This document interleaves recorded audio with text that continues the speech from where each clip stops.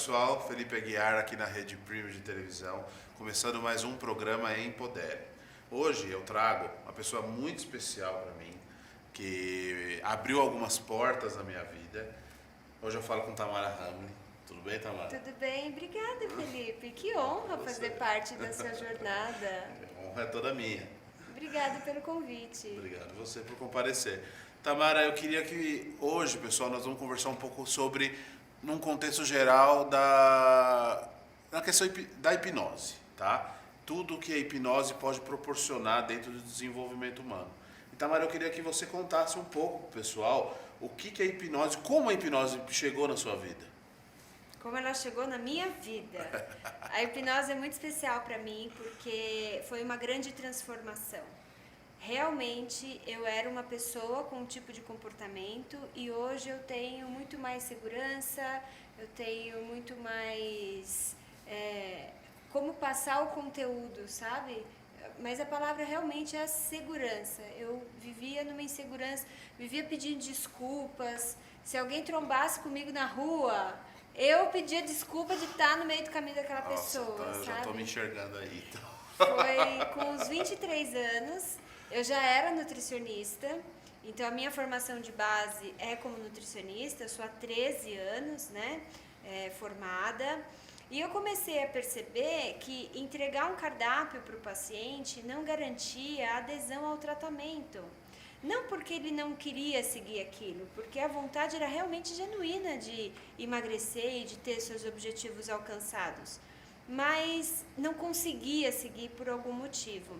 E como a hipnose entrou na minha vida, transformando tudo, eu falei, é isso que eu quero aprender, é isso que vai ser efetivo para o meu paciente.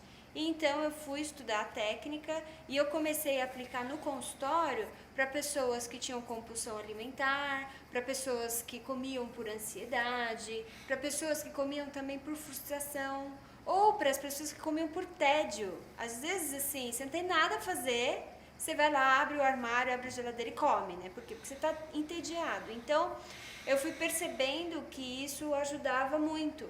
E as pessoas foram tendo resultado, e o que aconteceu? Elas começaram a me procurar não mais como nutricionista, mas como hipnotista. Então, hoje eu atuo nas duas frentes, né, nos dois segmentos, mas mais como hipnotista. Então, síndrome do pânico, depressão, a própria ansiedade por outros fatores. Atendo crianças, teve uma criança que tinha fobia de elevador, fobia de ficar sozinho. Agora, no começo das aulas, tô com medo de voltar às aulas. Então, assim, a gente consegue tratar o que for preciso, porque em se tratando de mente humana, tudo pode ser ressignificado. Todos os caminhos podem ser recompostos, podem ser refeitos. A gente não tem um limite. A gente consegue sempre estar, é isso que eu falo muito dentro do programa, que é a questão da resiliência, que você pode criar novos caminhos e realmente dentro das nossas sinapses neurais a gente consegue realmente estar criando cada vez novas sinapses neurais, que são os caminhos que transcendem no nosso cérebro. E com isso, ligando cada vez mais muitas questões do inconsciente. O que hoje a hipnose consegue explicar um pouco sobre o inconsciente? Qual é a influência do inconsciente hoje na vida da pessoa? Nossa, que excelente pergunta, gente. Obrigada de poder falar sobre isso, né? Nós pensamos que somos seres racionais. Não, o homem é racional porque eu sei o que eu estou fazendo e eu estou tomando essa decisão por tal e tal e tal motivo. Mentira! Nós somos seres emocionais. Nós respondemos a emoções e 95% desse estímulo emocional vem do nosso inconsciente. Então, se você não aprender a lidar com isso, certamente as tuas emoções estarão no comando, estarão no controle do seu ser e você vai ficar refém de tudo que acontece. Por quê? Porque você respondeu de modo emocional, talvez tenha falado o que não devesse falar, talvez tenha feito o que não deveria ter feito. Por quê? Porque aquilo foi instintivo, né? Foi o emocional. E quando a nossa avó falava, não sei se na casa de vocês, não sei se na sua casa, Felipe, falava muito. falava assim, tem que contar até 10. Respira, conta até 10. Gente, isso faz muito sentido. Por quê? Porque quando você respira um pouco e faz uma contagem, é a chance dessa ação sair do racional e ir pro sair do emocional e ir para o racional. Então é o tempo que você precisa para essa reação já não ser tão instintiva, para você ter a chance de agir de uma outra forma, muito mais pensada.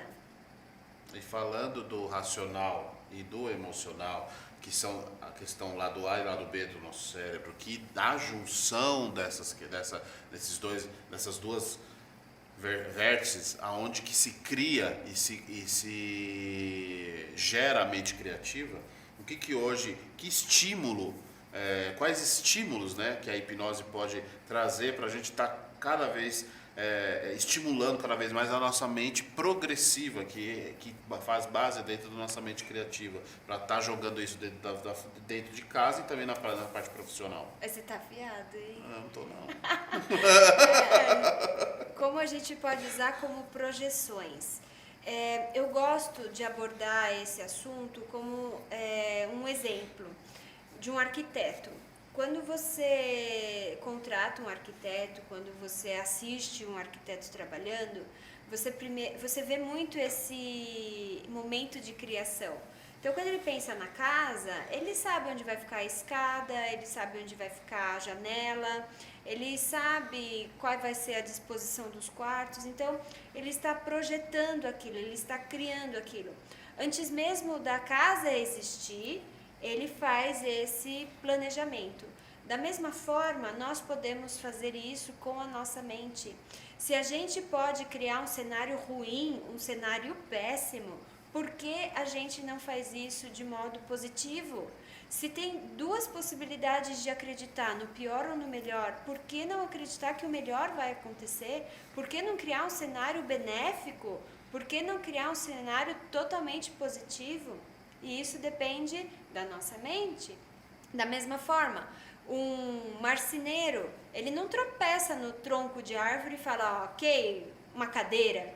Ele pensa na cadeira. Então, a cadeira existiu antes mesmo da matéria, existiu no campo mental. E para isso, a gente pode replicar tudo na nossa vida. O emprego que você quer, o relacionamento que você quer, o emagrecimento que você quer, precisa existir mentalmente.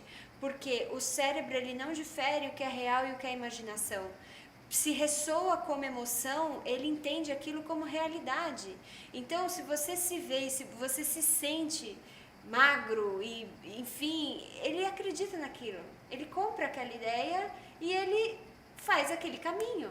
Ele simplesmente obedece, mas alguém precisa estar no comando. É como se fosse um veículo. Alguém está dirigindo o veículo? Não, ninguém está dirigindo esse veículo horas. Então, você está de passageiro, alguém está dirigindo por você. Quem que está indo nesse fluxo? Você está sendo influenciado por quem? Será que é mídia? Será que é a sociedade? Mas você precisa estar nesse comando de criador. E aí a gente usa a cocriação, né? Então, a cocriação, ela é muito bem vista hoje pelo desenvolvimento humano e muito usada, às vezes, muitas vezes, na criação até mesmo de alguns treinamentos, porque a metodologia, elas são tiradas de outras questões que deram certo. Uhum. Na questão que você disse da velocidade da informação que passa dentro do nosso inconsciente, que acaba chegando no nosso inconsciente, essa ligação, eu acredito muito na questão do foco dentro do desenvolvimento humano, uhum. Que as pessoas acabam tendo muitas crises, pensando muito no futuro, e acabam tendo muitas crises de ansiedade e esquecendo de viver o presente. Uhum. E aquela parte que você falou que realmente não existe, o cérebro não consegue diversificar ou diferenciar, na verdade, o que é real e o que não é real. E eu tenho uma teoria que coloca muito isso na questão que ela acaba atrapalhando muito o foco da pessoa inconscientemente. Porque o cérebro entende que ela já viveu aquele assunto, então ela pode já passar para outra questão. Olha que interessante que você está falando, porque você trabalha isso, essa questão do foco Ah, eu imagino um cenário ruim, eu tenho ansiedade por ele e eu sofro. O sofrimento é real. Embora o que eu esteja projetando seja só fruto da minha imaginação, o sofrimento que eu sinto, essa ansiedade que esse paciente vem trazendo, é real. Ele está sofrendo com aquilo. Então, eu falo, né? É quase que um apelo para o paciente. Eu falo assim: você já está sofrendo. Você já está numa situação que não te é favorável. Então, por que não experimentar mudar? Porque as pessoas são resistentes para mudança. Mas o lugar que você está hoje não é bom. O lugar que você está hoje é incômodo. Então, entre optar, ficar onde está e mudar, poxa, daqui a algum tempo você vai sentir os efeitos dessa mudança. E são efeitos positivos. O risco de ficar onde está é justamente nunca mudar e continuar sofrendo. Então, Aquela questão da procrastinação, de sair de cima do muro, que as pessoas têm medo, parece, de enfrentar o novo, entendeu? Eu acho que hoje, dentro do desenvolvimento humano, falando até mesmo da questão da hipnose, existem muitas formas de a gente de acessar esse inconsciente e realmente entender o que se passa na cabeça do seu paciente ou das pessoas no contexto geral.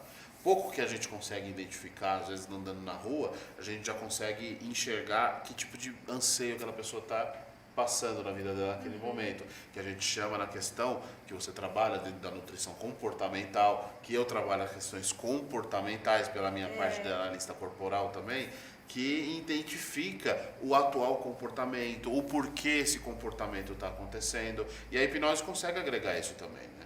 Consegue trazer muita coisa, principalmente o entendimento dentro das induções. É uma questão bem interessante, a gente está comentando bastante aqui dentro do nosso programa. Eu queria que você desse um pitaco, alguma coisa, o que a indução pode influenciar dentro dos resultados. ok. A ressignificação, então, quando você está no processo de hipnose, você se conecta a mim ou ao teu terapeuta, ou ao teu hipnoterapeuta, a pessoa que esteja te conduzindo.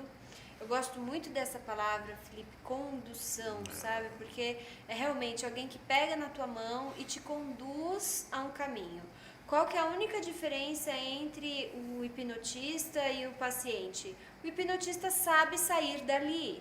Pode acontecer o que for, ele sabe sair daquele labirinto.